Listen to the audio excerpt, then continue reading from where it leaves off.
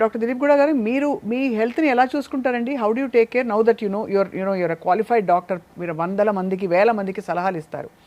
మీరు ఏం మెయింటైన్ చేస్తారు? అసలు సాంబార్ అన్నం పెద్ద అరిటాక్ వేసుకుని ఫుల్ మీల్, లేకపోతే ఒక మెస్కి వెళ్ళి బాగా ఒక మౌండ్ ఆఫ్ రైస్, ఇదివరకు చిన్నప్పుడు తినేవాళ్ళం మేము, అలాంటివన్నీ తింటారా?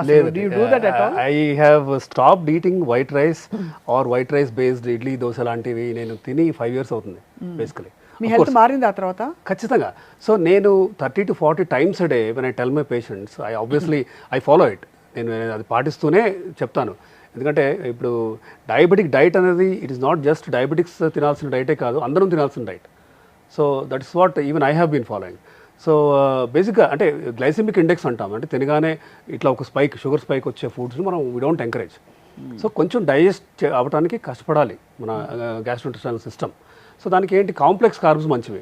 అంటే మల్టీగ్రెయిన్తో చేసిన రోటీ ఫర్ ఎగ్జాంపుల్, క్వినోవా అవ్వచ్చు, బ్రౌన్ రైస్ అవ్వచ్చు, then veggies. Basically course diabetic patients బాగా తీగా ఉన్న ఫ్రూట్స్ తినకూడదు కాబట్టి టొమాటో, క్యారెట్, కీరా, బ్రాకొలీ, లెటస్, క్యాప్సికమ్, స్పినాచ్ ఇలాంటివన్నీ అసలు in fact what we say is ఒక మీల్ మొత్తం సలాడ్, కావాలంటే కొంచెం ఎగ్ వైట్స్ 2 కానీ, ఫిష్, చికెన్ బాయిల్డ్ ఏమైనా ఉంటే అవి వేసుకొని వెజ్ సలాడ్లో ఈ పీసెస్ వేసుకొని తినమని చెప్తుంటాం. అంటే ఆ మీల్ అంటే రైస్ కానీ రోటీ కానీ తింటేనే భోజనం చేసినట్టు కాదు అనే మైండ్ సెట్ పోవాలి. సో మీరు అలా you eat meals like that. You also workout sir? Or I do workout 10,000 steps a day అలా ఫిక్స్డ్గా పెట్టుకోను, బట్ ఐ ట్రై ఎంత పాసిబుల్ అయితే అంత weight training and cardio I try to alternate. ఎలా, how do you bring fulfilment and peace inside you?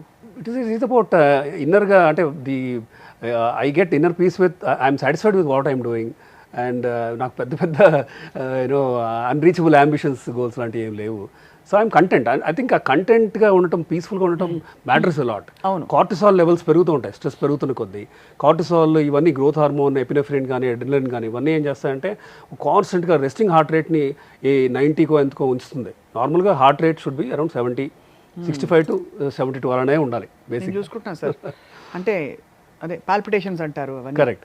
So stress తగ్గించుకోవాలి బేసిక్గా. Exercise చేస్తే course yoga is very good. Yoga exercise చేస్తే ఆ అలసటతో మనకి మంచి నిద్ర కూడా వస్తుంది. 6.5 to 7 hours of sleep per day is important. It is a mandate.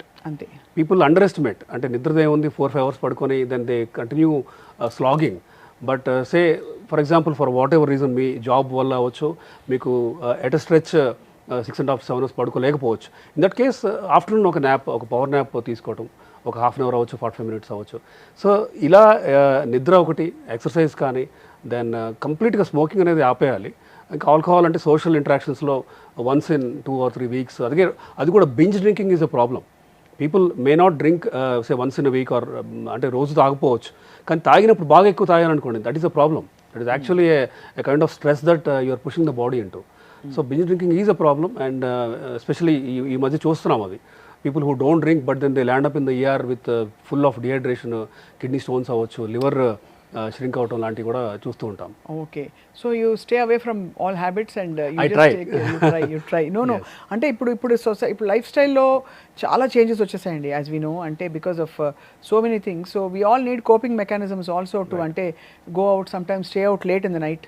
Friends ఉంటారు చాలా మందికి, సిటీ లైఫ్కి అలవాటు పడిన వాళ్ళు అలా గీతలు గీసుకుని ఉంటే అసలు ఎందుకు బతుకుతున్నావు అని అడుగుతారు చాలా మంది. So but it's delicate balance of both, అంటే తెలుసుకోవాలి మైండ్ఫుల్గా మనం.